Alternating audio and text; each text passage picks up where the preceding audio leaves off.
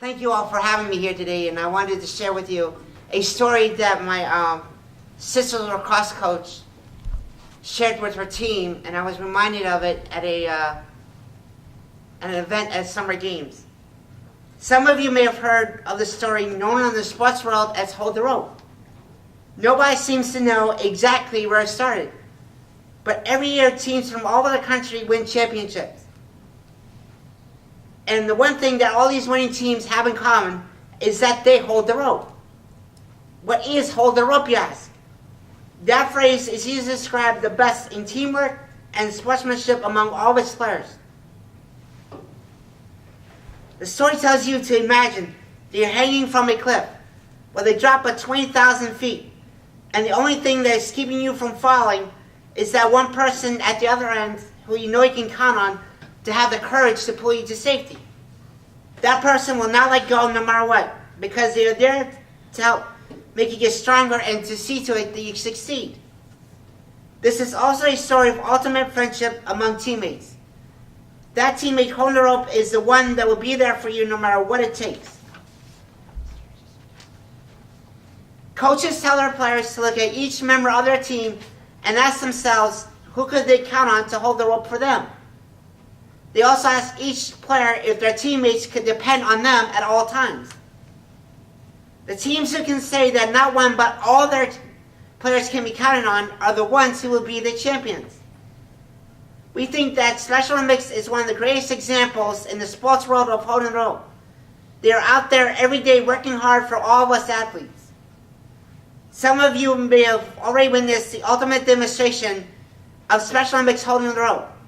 You see, a very special fellow athlete and good friend of mine, Dan Tucholsky, was slowly losing his eyesight. And now he has no vision at all. Sports have become more difficult for Dan, and he was starting to think that he would be unable to participate in the future. He was also starting to feel very isolated. Special Olympics and Dan's buddies were not about to let that happen. Dan is our teammate and has always run track with us. But with no eyesight, he is unable to see the track.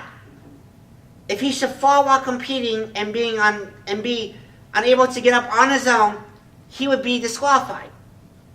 So when it came time for Dan to run his individual race and to run his anchor for his relay team, it wasn't a problem after all. That's because Dan's teammates, coaches, and friends and volunteers were there to hold the rope for him, literally. They stood along the line on the track that he needed to follow and held a rope that Dan would touch as he ran his events.